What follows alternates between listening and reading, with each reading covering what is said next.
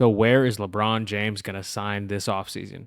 This is easily the biggest remaining storyline in NBA free agency right now, especially since the whole Jalen Brown trade saga wrapped up.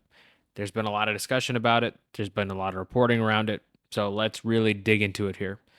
The first domino on all of this was the Golden State rumors.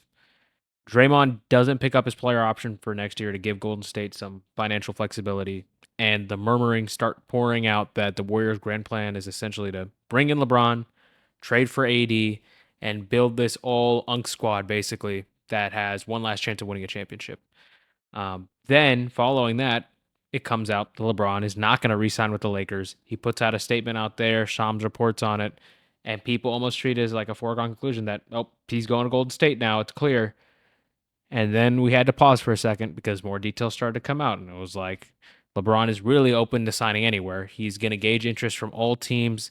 And his main priority this offseason is happiness and not money. He's willing to sign a minimum or mid level exception deal with any team that he sees is the best fit for him.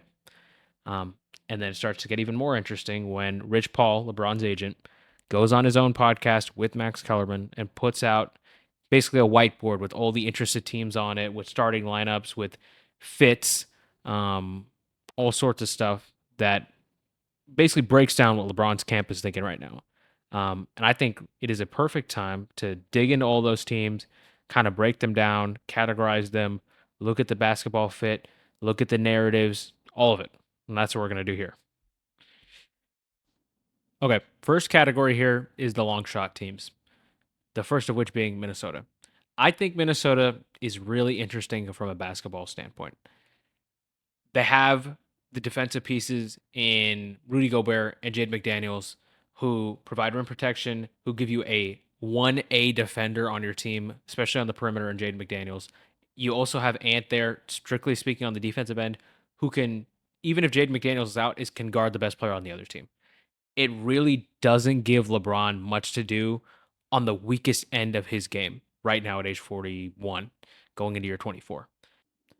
And offensively, I think it's equally interesting because, again, it's playing to LeBron's strength right now at this point in his career where he's not going to have to exert that much energy, especially not in the regular season, because you have Ant-Man there who is going to be your alpha, your 1A, your 30 point per game scorer, the guy that the defense is going to be drawn into, your closer in big games.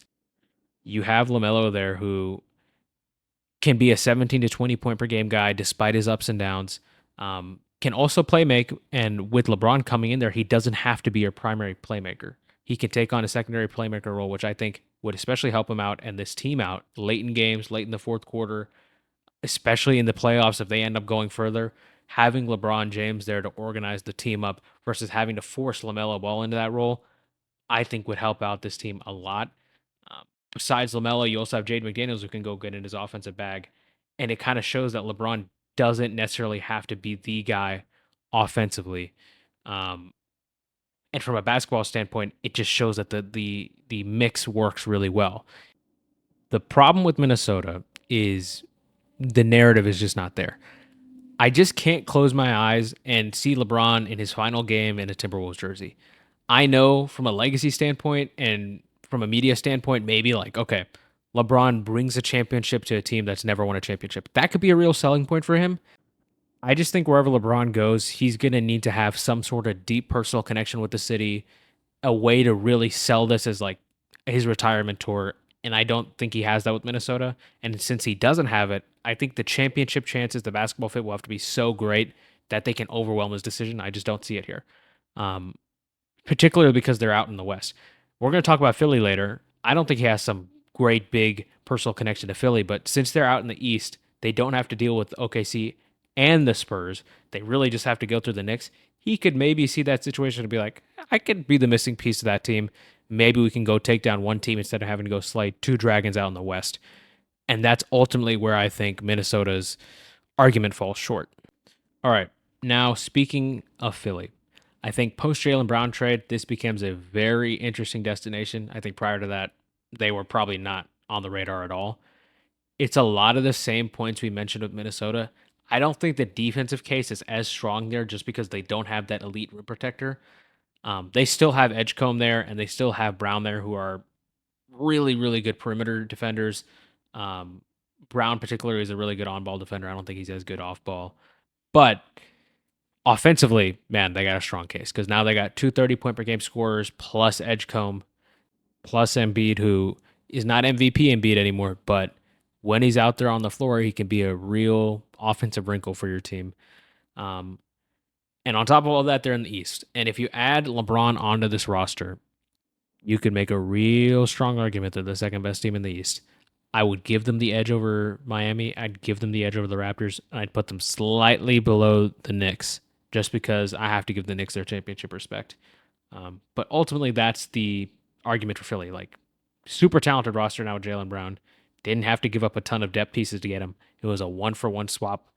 Paul George out, Jaylen Brown in, plus picks or whatever. But this roster is interesting. I like Anthony Simons off the bench. My interest is peaked. Let's just say that. I don't think it'll happen, but if it were to, my interest would be peaked. All right, next up is Miami. And I don't know if I've said this already, but I'm kind of listing these out in order of likelihood of happening in my eyes. Um, I think Miami is very interesting. We'll get to the basketball part in a sec. From a non basketball standpoint, I think LeBron would like to retire in the city of Miami. He can golf whenever he wants. The weather will be great. It is like the pinnacle retirement city.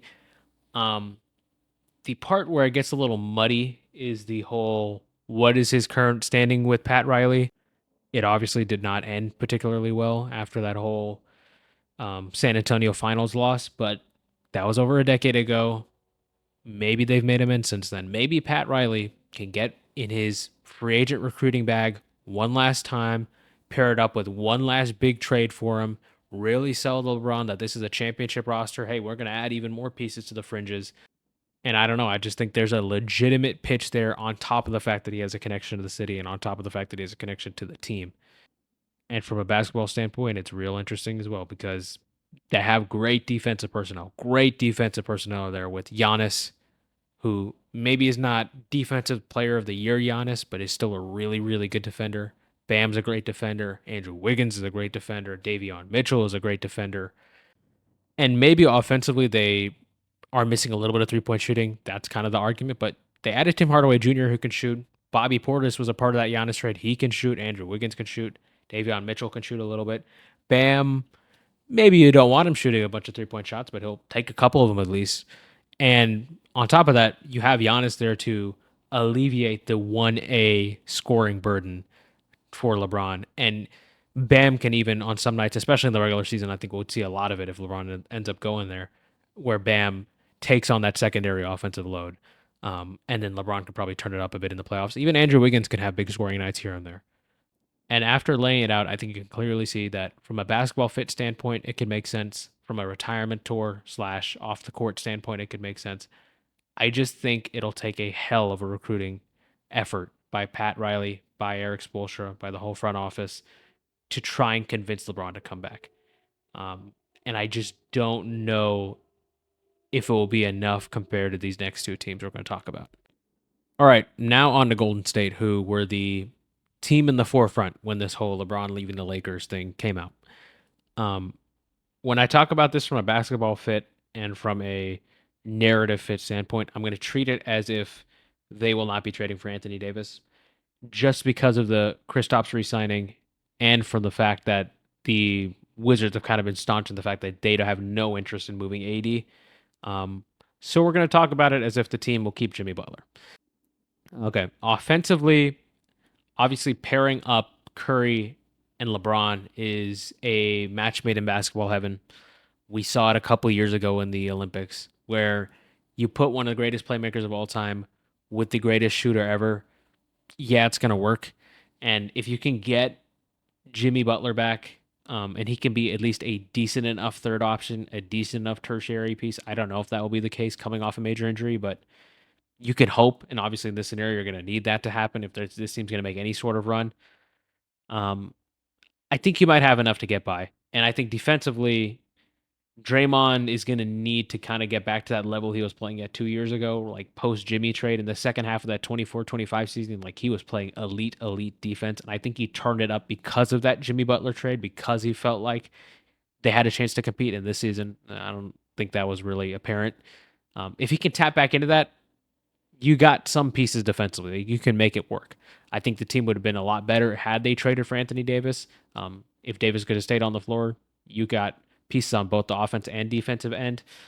Um, but basketball wise, I think it'll work enough. I don't know if this team will be good enough to win a championship, honestly, from a health standpoint, from a talent standpoint, from a bench standpoint, and from the fact that they're in the West. Having to go through a much younger OKC team and a much younger San Antonio team will just be a absolute gauntlet for such an old team. But it could at least be interesting, especially the Steph and LeBron fit.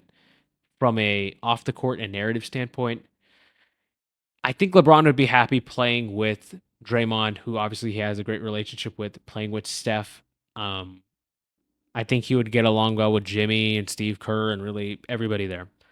I think the major roadblocks in this move are, from a basketball standpoint, it's the fact that this will be a really old team, and I really do not know if they would be able to compete um, with that age deficit.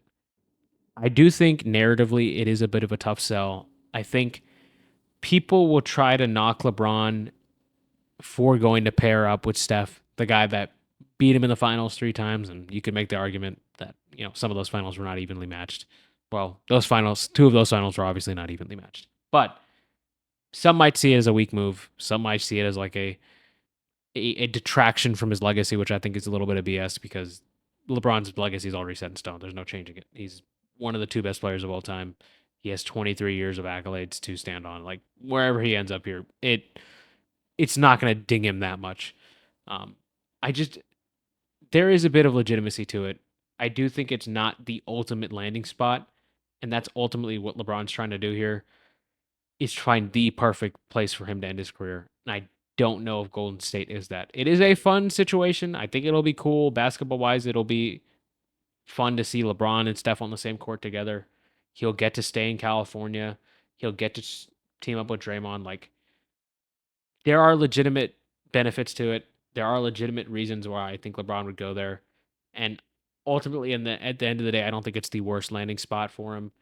I think he would have fun there. I don't think the team would be competitive for a championship, but it would be cool to see. But at the end of the day, if we're talking about what is the best place for LeBron to end his career, I think it's obviously the next team we're going to talk about. All right, Cleveland. I think first let's cover the non-basketball stuff, and then we'll get into the basketball fit of everything. From a this is going to be my last season. This is a big moment in NBA history situation. I don't know if they're going to make there was rumors that he might be making like a Last Dance-esque final season documentary situation. Um, if he's going to end it anywhere, it would be in Cleveland. It's him returning back to his hometown. It's him returning to the team where he's the franchise's most iconic player. He's the greatest player in franchise history. It's where he won his best championship, his most iconic championship. There really isn't a more storybook ending than coming back to Cleveland and wrapping things up. Um, and from a legacy standpoint, and from a if I want to go somewhere and be the face of the team standpoint, Cleveland is the most obvious answer because if he goes to any one of these teams, if he goes to Minnesota, it's still Ant's team. If he goes to Miami, it's Giannis's team. If he were to go to Golden State, it's Curry's team. I think if he goes back to Cleveland, even though at this point in time, I think Donovan Mitchell is a younger, more in his prime, better player than a year 24 LeBron. It will be LeBron's team. LeBron will be the face of the team. He will probably be the leader of the team. And I don't think people would dispute that. It just feels like Donovan Mitchell does not have like a stranglehold on this team, despite him being, a second team All NBA guy, one of the best 15 guys in the league. It just, LeBron would come in day one and he would probably take over the whole situation there. And then from a basketball standpoint, do I love the roster? Do I think they have the best chance of winning a championship out of all the teams we've talked about? No. Now, they do have the advantage of being out in the East. They have the Jared Allen piece where I think he's a movable contract. I think he still has value around the league. There's a lot of teams looking for centers. Could you flip Jared Allen for like 2 to 3 legitimate role guys and 2 definitive players that can play in the playoffs, especially a wing. They desperately need another wing. Maybe, and then you can kick Evan Mobley down to the 5, and that kinda gives you some roster flexibility. I don't hate it.